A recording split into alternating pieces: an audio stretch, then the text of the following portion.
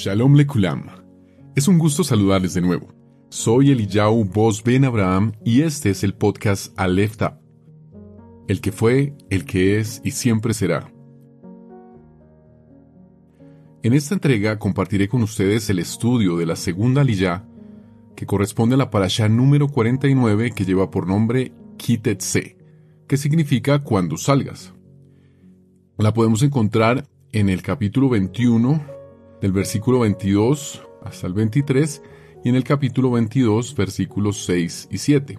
Antes de empezar, quiero darle las gracias a Su Majestad el Rey de Israel por esta oportunidad de compartir su palabra con nosotros y ponemos este tiempo en sus manos, para que abra nuestro entendimiento y por su misericordia nos permita ser parte de su plan de redención, el cual está contenido en su preciosa Torah. Baruch atah Adonai Eloheinu melech haolam, asher bachar banu mikol, hamin lanu et torato, Baruch atah Adonai noten hatorah. Amén. Y hemos dicho, bendito eres tú, Adonai Elohim nuestro, quien nos escogiste entre las naciones para entregarnos tu Torah, y bendito eres, Rey eterno, dador de la Torah. Te pedimos con respeto y reverencia nos enseñes a entender tu palabra, pero sobre todo a vivirla por el poder de tu Espíritu y a dar testimonio de ella a través de lo que haces cada día en nuestras vidas. Hemos orado en el nombre y por los méritos de Yeshua HaMashiach. Bueno, para esta segunda Aliyá, vamos a ver qué dice en el capítulo 21, versículo 22. Dice, si un hombre es culpable de un delito capital, se le da muerte y lo impalas en un madero, su cuerpo no permanecerá toda la noche en el árbol, pero tienen que sepultarlo al mismo día, porque una persona que ha sido colgada ha sido maldecida por Elohim, así que no profanarás tu tierra, la cual Yud Hei Vav Hei tu Elohim te está dando por heredad. Aquí vemos dos temas importantes. Por un lado, una de las 4 formas de ejecución que se conocen es por estrangulamiento. Pero aquí particularmente no se habla de estrangulamiento, sino de primero dar muerte al culpable y luego colgarle de un árbol. La palabra hebrea para árbol es etz, que significa planta, madera, leña. Teniendo en cuenta este argumento, muchos consideran la teoría de que el Mesías Yeshua pudo haber sido colgado en un árbol, según lo planteado por Rab Shaul o Pablo, mejor conocido como Pablo, en su carta a los creyentes de Galacia. En Gálatas 3:13 nos dice, el Mashiach nos redimió de la maldición impuesta por la Torá al hacerse maldición por nosotros, porque está escrito, maldito todo aquel a quien cuelgan en un madero. Otros afirman que este principio de ejecución descarta por completo la posibilidad de un enjuiciamiento realizado por medio de una cruz. Antes bien, se empleó un madero en lugar de un árbol. Aún el hiperdispensacionalista E.W. Bollinger, con respecto a este asunto, afirma que estauros, como se conoce en griego, que significa cruz, y era un simple palo o estaca vertical en la que los romanos clavaban a quienes se les ordenaba ser crucificados. Significa estaca única. Nunca significa 2 piezas de madera unidas en ningún ángulo. Incluso la palabra latina crux significa una simple estaca. Esto lo refleja en su concordancia y léxico crítico al inglés y al griego del Pacto Renovado o Brit Hasha, mal conocido como Nuevo Testamento, publicado en 1877. Por otro lado, y haciendo referencia al versículo 23, es válido señalar que la muerte en la horca no era una forma hebrea de enjuiciamiento. Como pudimos ver en el versículo anterior, el medio de ejecución al que se está haciendo referencia es al del madero vertical.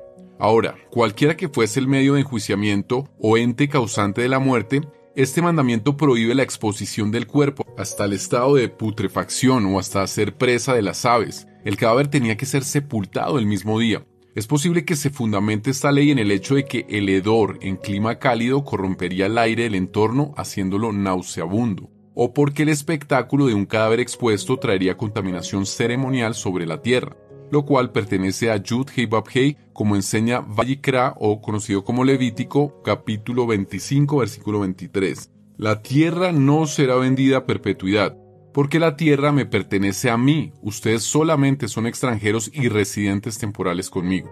Como también se afirma en Bamidbar, números 35-34, donde dice, no profanarás la tierra en la cual vives y en la cual yo habito, porque yo, Yud Hei Vav Hei, habito entre los hijos de Israel. En el capítulo 22:1 dice, si ves extraviado el toro o la oveja de tu paisano, no lo ignores, debes regresárselo a tu paisano.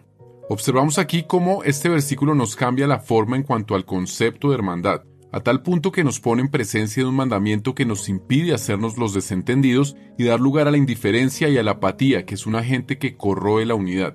Un verdadero siervo del Eterno no debe ignorar u ocultar lo hallado, cuando descubre que algo de su hermano se ha extraviado. Por el contrario, debe recogerlo y devolverlo a su dueño.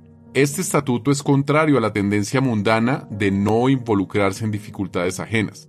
Recordemos la exhortación del profeta Zacarías en el capítulo 7, versículo 9. Así dice Yud-Hei Vav-Hei Haelión, impartan justicia justa, que todos traten con misericordia y compasión a su hermano.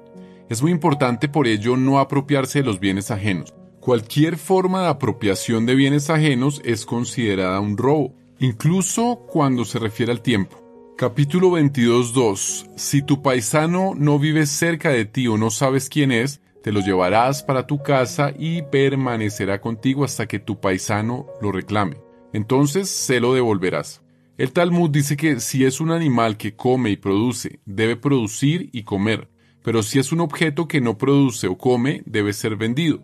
El dinero se guarda y luego lo entrega al dueño del objeto. Así, el que extravió el objeto no pierde nada si es un objeto que se deteriora con el tiempo. Capítulo 22:3 dice, debes hacer lo mismo con su asno, harás lo mismo con su vestido, y así también harás con cualquier cosa que pierda tu paisano y que tú le encuentres. Esto nos habla de que no debemos ser indiferentes. Un siervo del Eterno no debía ignorar el sufrimiento de un animal perdido, sino que debía cuidarlo hasta que se encontrara el dueño para efectuar así su devolución. La ley es semejante a Shemot o Éxodo 23:4-5, que nos recuerda que cuando encuentres el buey o el asno que se le había extraviado a tu enemigo, debes devolverse. Cuando veas el asno de tu enemigo caído bajo su carga y quisieras negarte a levantarlo, debes, sin embargo, ayudarle a levantarlo. Aquí se entiende y se extiende el principio a toda propiedad perdida, sea animada o inanimada, como vimos en los versículos 1 y 11 del capítulo 15, también en el 12:18 y en Levítico o Vayikra 19:18. Este principio de cuidado y posterior devolución de pertenencias perdidas puede ser encontrado también en los países donde la Torá ha tenido influencia sobre la conciencia de la población, de modo que el nivel de honestidad sea alto. Por ejemplo, la policía sueca tiene una función de guardar objetos perdidos donde la gente puede entregar cosas que han encontrado por ahí. Si la persona que ha perdido algo no encuentra lo perdido, podrá ir a anunciarlo en la policía. En el caso de que se encuentre, se le devuelve al dueño. Es costumbre entregar un poco de dinero a la persona que encontró el objeto, como una remuneración por su honestidad y por el hecho de haberse molestado. Capítulo 22:5 dice, la mujer no debe ponerse ropa de hombre, ni el hombre debe usar vestidos de mujer, porque todo el que hace estas cosas es aborrecible para Yud-Hei Vav-Hei su Elohim. Esta ley prohíbe de forma categórica a un guardador de Torá el uso de prendas del sexo opuesto. La razón para esta prohibición se encuentra en el uso de la palabra abominación, que en hebreo es la palabra tzima, del Strong 2154. Esta palabra denota una condición de depravado, deshonesto, inicuo, inmundo y lujurioso. Esta palabra, por su significado, aparece diversas veces en el libro de Devarim, Deuteronomio, y se usa para describir todo lo que estaba asociado con el culto pagano de los cananeos.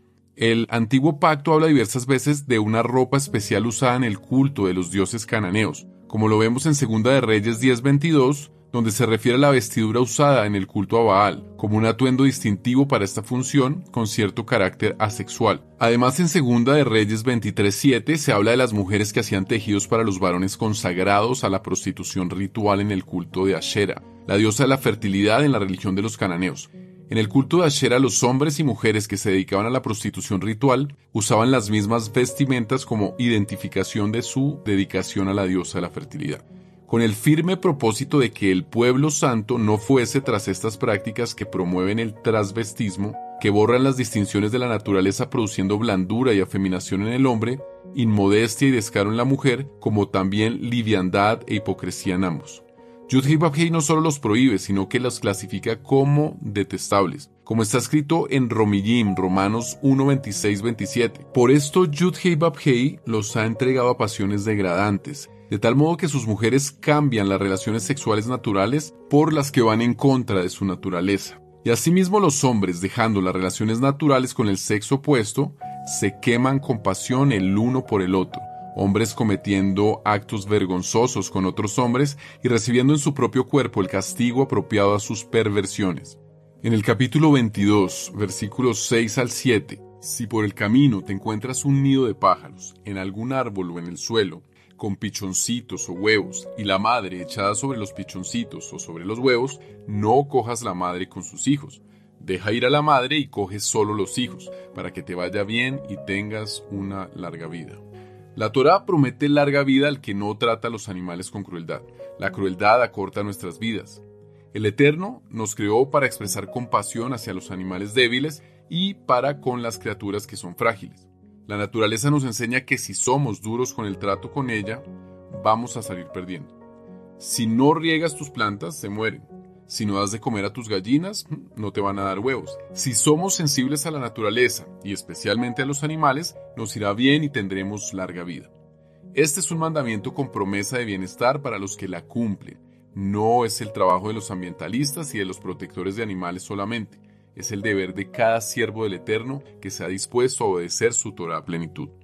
Toda Rabá, Abacadosh, por este tiempo en Ejad que nos permites compartir, que nos permites discernir, escudriñar en esta hermosa Aliyá, donde vemos 3 aspectos importantísimos para meditar en ellos, como son el hecho de que tú, siendo Elohim, siendo el Eterno, no estimaste en absoluto ser ese Dios perfecto, ese Rey soberano para hacerte maldición por nuestro pecado y asimismo cumplir la Torá en esa entrega, en ese sacrificio precioso para que pudiéramos ser libres, para que pudiéramos ser redimidos de toda esa maldad que simplemente hacía que tu juicio y tu sentencia consecuente con nuestros delitos y pecados. Pero gracias, Rey soberano, porque en el Mashiach Yeshua podemos tener esa convicción de redención, de que tu plan está por encima de cualquier fundamento humano y que